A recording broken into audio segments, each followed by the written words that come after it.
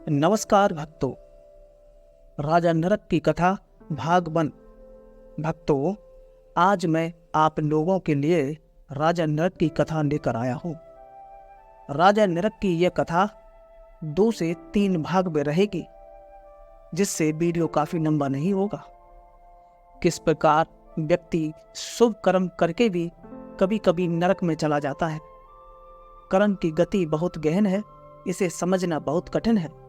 इसी प्रकार की एक गलती के कारण राजा नरक में जाना पड़ा।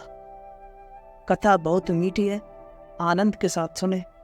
इस तरह की सभी कथाएं रात को सोते हुए सुनना चाहिए, जिससे आपके अंदर के सभी उपद्रव शांत हो सके।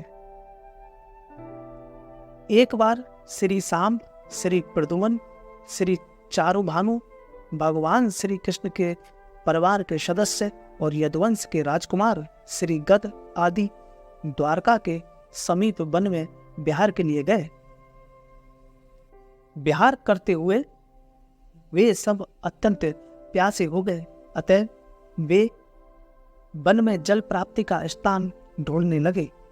जब वे एक कुएं के समीप गए तो उन्होंने देखा कि उसमें जल नहीं था, अपितु कुएं में एक अद्भुत जीव था। ये एक विशालकाय छिपकली थी। इतने अद्भुत पशु को देखकर वे सभी चकित रह गए। वे समझ गए कि वह छिपकली फंस गई थी और अपने प्रयास से वे बाहर नहीं निकल सकती। अतः सहानुभूतिवश उन्होंने उस विशाल छिपकली को कुएं से निकालने का प्रयास किया। दुर्भाग्यवश छिपकली को तरह तरह से निकालने का प्रयास करके भी वे उसे बाहर ना निकाल सके। जब राजकुमार घर लौटे तब उन्होंने अपनी कथा भगवान श्री कृष्ण के समक्ष सुनाई।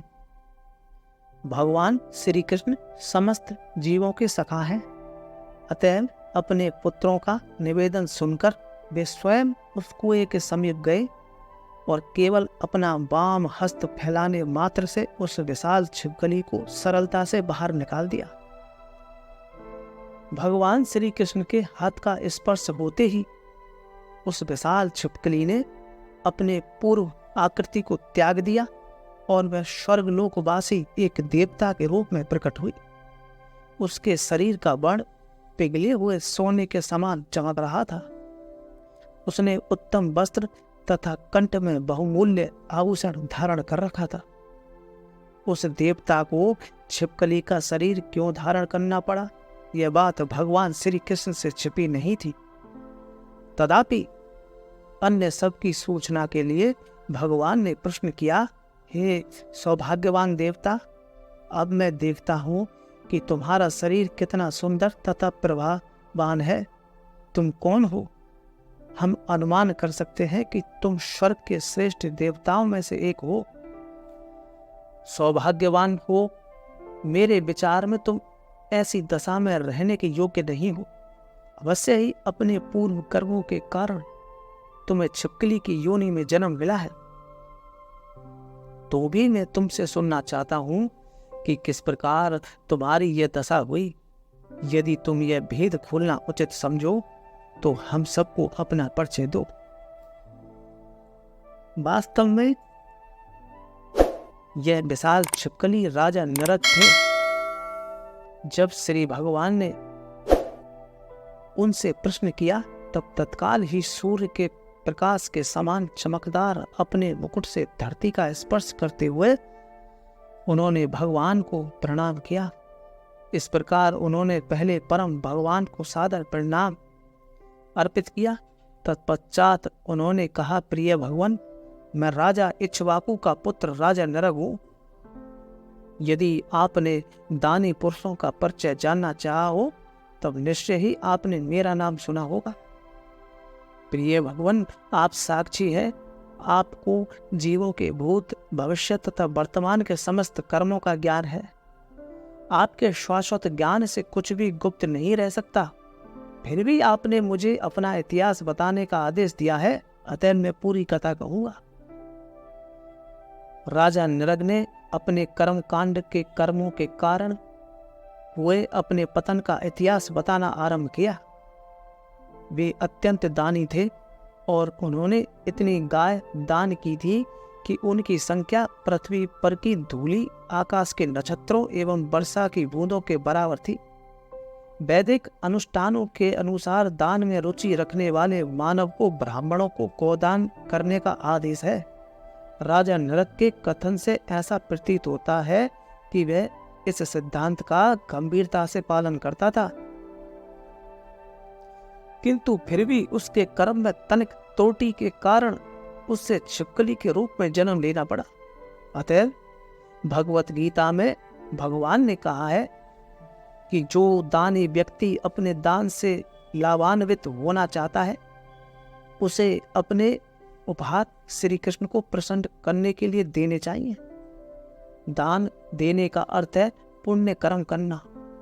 पुण्य कर्मों के फलस्वरूप व्यक्ति की उन्नति ऊर्ध्व लोकों तक हो सकती है, किंतु स्वर्ग लोक तक उन्नति होने से ही यह निश्चित नहीं होता कि व्यक्ति का पतन नहीं होगा, अपितु राजा नरक के उदाहरण से निश्चित रूप से यह सिद्ध हो जाता है कि सकाम कर्म चाहे पुण्य कर्म ही क्यों ना हो, हमें शाश्वत आनंद में जीवन प्रदान नहीं कर सकते। जैसा कि श्रीमद् भागवत में कहा गया है, पुण्य कर्म अथवा पाप कर्म किसी भी कर्म का फल मानव को बंधन में बांधता है। कर्म फल के बंधन से व्यक्ति तभी मुक्त हो सकता है जब कर्म को श्री भगवान के यज्ञ की भांति संपादित किया जाए। राजा नरक ने आगे कहा कि दान में दी गई गाय सामान्य नहीं थी। प्रत्येक गाय कम आयु की थी और केवल एक बछड़े की मां थी। वे सभी अत्यंत शांत, स्वस्थ तथा दुधारू गाय थी। प्रत्येक गाय वैध रूप से उपार्जित धन से खरीदी गई थी। इसके अतिरिक्त उनके सींग स्वर्ण थे, उनके खुरों पर चांदी मड़ी हुई थी और उनके ऊपर मोती तथा स्वर्णहारों से कढ़ाई की हुई रेशमी दुशाले डाले गए थे। राजा ने कहा कि बहुमूल्य वस्तुओं से अलंकृत ये गाय किसी ऐरे गैरे को नहीं दी गई थी, अपितु इन्हें प्रथम कोटि के ब्राह्मणों को में वितरित किया गया था। इन ब्राह्मणों को राजा पहले से ही उत्तम वस्त्रों तथा स्वर्ण अलंकारों से विभूषित करते थे। वे ब्राह्मण अत्यंत योग्य थे।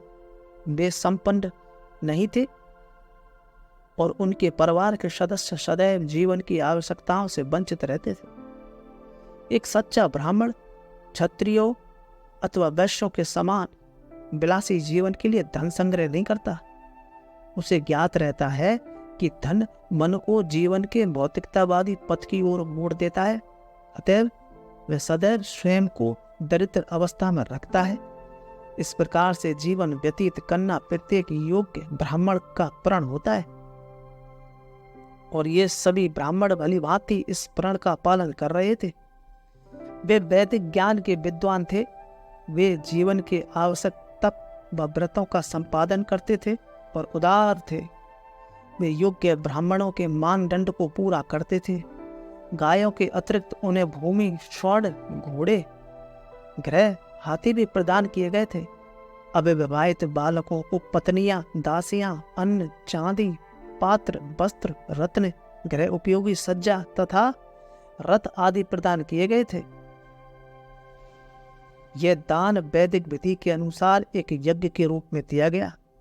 राजा ने यह भी कहा कि उन्होंने न केवल ब्राह्मणों को उपहार दिए थे, अपितु उन्होंने कुएं खुदवाने, मार्गों के किनारे वृक्षारोपण करवाने तथा राजमार्गों पर जलाशय बनवाने जैसे पुण्य कर्म किए थे।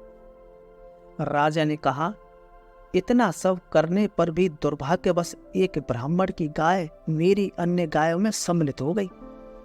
इस बात का ज्ञान न होने के कारण मैंने उसे पुनः एक अन्य ब्राह्मण को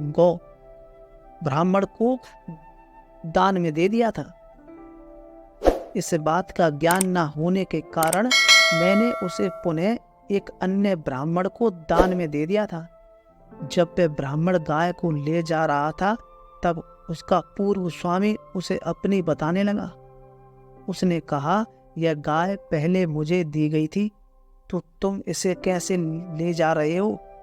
इस प्रकार दोनों ब्राह्मण के मध्य वाद विवाद एवं झगड़ा हुआ और उन्होंने मेरे सम्मुख आकर मेरे ऊपर आरोप लगाया कि मैं पहले दान में दी गई एक गाय वापस ले ली है।